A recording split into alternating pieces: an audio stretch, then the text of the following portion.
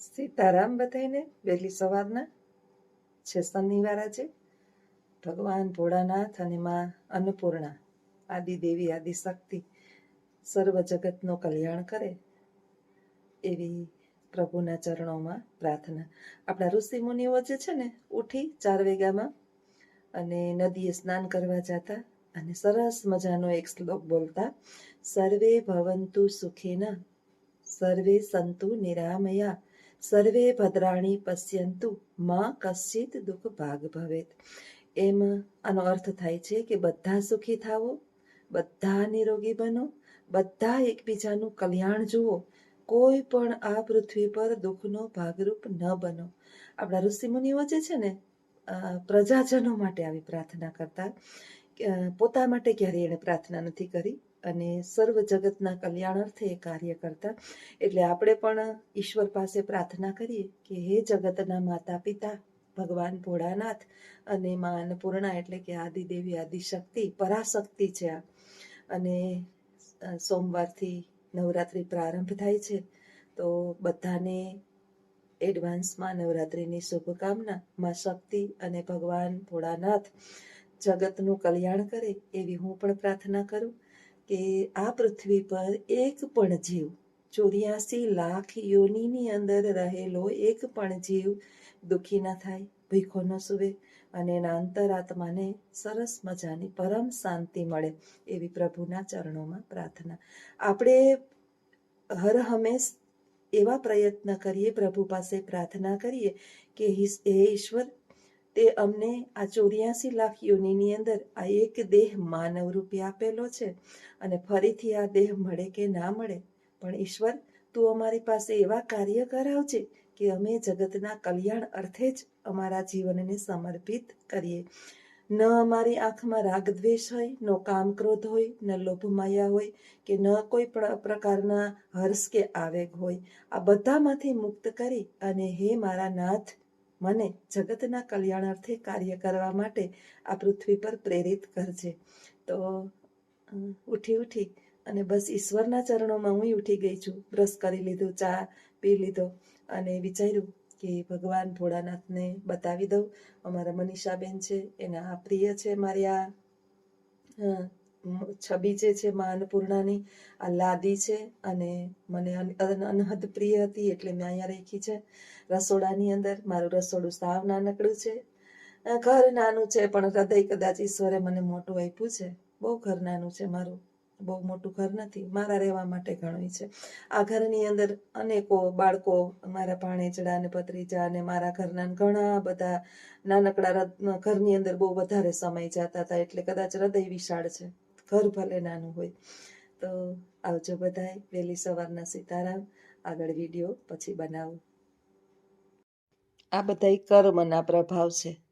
આ વાંકલું ચૂકલું વાહેલા 2 પગ ત્રાહલા છે, પણ એના કર્મ જ કંઈક ખારા છે. જો સરસ મજાના ઘરમાં હોતી છે, બાવીનાનું અમારું આ ઘર ખાલી ખમ પડ્યું છે.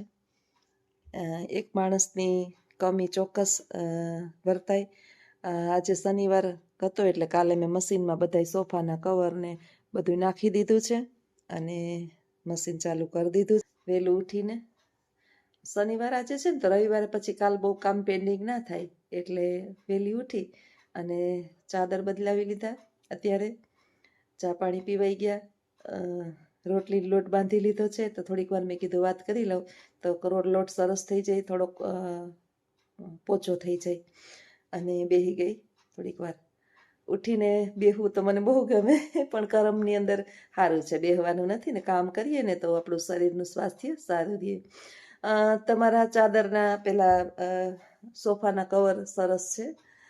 એક વખત ખર્ચો કર્યો, થોડાક અહીંયા અમારે એક આશીષ હેન્ડલૂમ કરીને છે પોરબંદરની અંદર, હા ત્યાંથી જ મેં લીધા હતા. લગભગ 8 પીસ છે એના મોટા મોટા, કંઈક 1800-1900 આવ્યા હતા. બહુ એટલા બધા મોંઘા નહોતા, પણ મારી વહુને આ કલર ગમ્યો હતો એટલે એણે આ લીધા હતા. એ જ લઈ આવી હતી, હું તો લઈ આવી નહોતી. આવું બધું એને બધી ખબર પડે અત્યારની પેઢીને. કાલ ભારતીબેન કહેતા હતા કે સરસ મજાની માહિતી અને માહિતી ભરેલો વિડીયો જસનાબેન અમને બહુ જ પ્રિય છે. માહિતી તો અઢળક છે અને ઘણી બધી છે. અને આ માહિતી જે છે ને બેન બીજે ક્યાંયથી ના આવી હોય, આપણે ભણતા હોય. અને મારો જે વિષય છે ભાષાનો વિષય છે. વર્ગખંડની અંદર 9 થી 12ની અંદર હું ગુજરાતી અને સંસ્કૃત ભણાવું. સંસ્કૃતની અંદર અનહદ જે છે એ ભગવાનની ગાથાઓ, આપણા પુરાણો, આપણા ભગવદ્ ગીતાના અમુક અધ્યાયોના ભાષાંતરો જે છે એ આવતા હોય. ગુજરાતીની અંદર અલગ અલગ નવલકથાઓ આવતી હોય. અને એમાં સૌથી વધારે જે છે ને નરસિંહ મહેતાના જીવન, મીરાબાઈનું જીવન. હિન્દીની અંદર સંત તુકારામ છે, પેલા આપણે જેને કહીએ કબીરદાસજી છે, રહીમન છે. આ આપણે જીવનમાં બહુ શીખવે છે. કબીરનો એક સરસ દુહો મને ગમે છે અને મેં મારા જીવનની અંદર આ દુહાને કાયમી માટે ઉતારેલો છે. કબીરનો દુહો છે, બુરા જો દેખન મેં ચલા, બુરા ન મિલયા કોઈ, અંદર ઝાકા પતા ચલા, મુझसे બુરા ન કોઈ. કબીર જે છે ને એ નીકળી પડ્યો કે મારે આ પૃથ્વી પર જોવું છે કે બુરાઈનો અંત ક્યાં સુધી છે, કેટલી હદે બુરાઈ છે. નીકળો ફરતો ફરતો ચારેય બાજુ ફેરવા. દુહાનો ભાવાર્થ તમને કહું છું, કબીરજીના લખેલા આ દુહાનો ભાવાર્થ. ચારે તરફ ફર્યો પણ મને ક્યાંય કોઈ પણ માણસ ખરાબ ન મળ્યું. જ્યારે મેં મારા અંતર મનની અંદર જોયું ત્યારે મને વિચાર થયો કે આ દુનિયાની અંદર સૌથી ખરાબ તો હું છું, કે હું ખરાબ શોધવા નીકળો છું. ઈશ્વરની બનાવેલી મિત્રો આ રચના છે. આ પૃથ્વી જે છે ને ઈશ્વરની, મોટો એન્જિનિયર ભગવાન તું પણ છે વિજ્ઞાની, ઈશ્વર તું પણ છે વિજ્ઞાની. આ સરસ મજાનું પંચ મહાભૂતોનું આ શરીર બનાવ્યું છે. આત્મા તો આપણો અજર અમર છે. ન જાયતે મ્રિયતે વા કદાચિત. આ શરીર આત્મા મરતો નથી કે આત્મા જન્મતો પણ નથી. ભગવદ્ ગીતાનો આ શ્લોક છે. શરીર આ એ અમર છે, શાશ્વત છે અને ખૂબ પુરાણો છે. શરીરના હણાવાથી આ આત્મા હણાતો નથી. શરીરને દુઃખ થાય છે, આત્મા મરતો નથી. આ પંચ મહાભૂતોનું બનેલું શરીર, આપણું આયુષ્ય પૂર્ણ થઈ જાય એટલે આકાશ, વાયુ, જલ, અગ્નિ, આ પંચ મહાભૂતો અને પૃથ્વી આની અંદર ભળી જાય છે. છેલ્લે આપણે અગ્નિદાહ આપે એટલે આપણું શરીર જે છે એ માટીની અંદર પડી જાય છે. અને આપણો આત્મા જે છે એ ક્યાંક પણ અંદર પ્રવેશી જાય છે આપણા કર્મ પ્રમાણે. એટલે કર્મ હંમેશાને માટે એવા કરીએ કે ઈશ્વરે આપણને આ માનવરૂપી દેહ આપ્યો છે અને આ એક જ દેહ એવો છે કે જેમાં તમે સત્કર્મ કરી શકશો. અમારી આ ચાપલી છે એને કંઈક સત્કર્મ કરવું, કદાચ એને કરવું, શું કરશે બિચારી? જીવજંતુઓ છે, પશુ પક્ષીઓ છે, એને સત્કર્મ કરવું શું કરી શકશે? એને કોઈને મદદરૂપ બનવું છે એ શું કરી શકશે? ઈશ્વરે આ એક જ દેહ એવો આપ્યો છે કે જેની અંદર આપણે કંઈક કરી શકીએ. શું કરી શકીએ બેન? અમે તો માંડ અમારું પૂરું કરીએ. જુઓ, ઈશ્વર સત્કર્મ કરવા માટે દરેક વખતે એવી જ જરૂર નથી કે તમે ધન દોલત આપીને જ બીજાનું કલ્યાણ કરી શકો. વૃદ્ધોની સેવા કરીએ, આપણા ઘરની અંદર હોય તો ઠીક છે, નહીતર કોઈ એવા વૃદ્ધો હોય કે આપણે એને નખ કાપી દઈએ, માથું ઓળી દઈએ, ક્યારેક એના કામની અંદર મદદ કરીએ, નાના બાળક પ્રત્યે પ્રેમ રાખીએ. આપણા ઘરની અંદર આપણે 5 રોટલી કરી હોય તો ક્યારેક એક બટકું ભૂખું રાખી અને ગાય અને કૂતરાને રોટલી આપીએ, પક્ષીને ચણ નાખીએ, કીડિયારું પૂરીએ. અને સૌથી મોટું તો કર્મ કયું છે? સત્કર્મ. ખબર છે કે કોઈને નડીએ નહીં. આ પૃથ્વી ઉપર આપણા મન, વચન અને કર્મથી કોઈ પણ વ્યક્તિને તકલીફ ના થાય. મારી બા હુતી છે અત્યારે, એટલે હું નીચે બેઠી, એની બેની બાજુમાં રાખીએ ને, ઉઠે એટલે મને ખબર જ છે કે બહુ હસાવું ને, કાલ જો સરસ હસતા થઈ એવી વાતો કરતી હતી ને તો બિચારી રોવાનું ચાલુ કરી દઈએ. એનો ઘા જે છે એ હવે આ જીવનમાં નહીં બુઝાવી, કારણ કે એનું ચાલુ હોય. એ મને ખબર છે કે બા મને બહુ યાદ આવે છે, એટલે હવે હું સમજી ગઈ કે મારા બધા પ્રયત્ન વ્યર્થ છે. મારી બેન કહેતી હતી કે અહીંયા અમે જાજા બધા છીએ ને તો બેન અહીંયા થોડાક દિવસ પછી લઈ જઈશ. તારે બપોરે સ્કૂલ હોય, બપોર લગી, બપોર પછી તારે રાતે બા રોતા હોય એટલે તને ઓલું થાય, એકલા ને એકલા હું થોડાક દે અહીંયા પ્રયત્ન કરું, જો કંઈ સુધારો આવે કે ફેરફાર થાય તો. એટલે એનું તો બિચારીનું હવે એ જ હાલવાનું છે, કારણ કે આ ડંખ છે એને.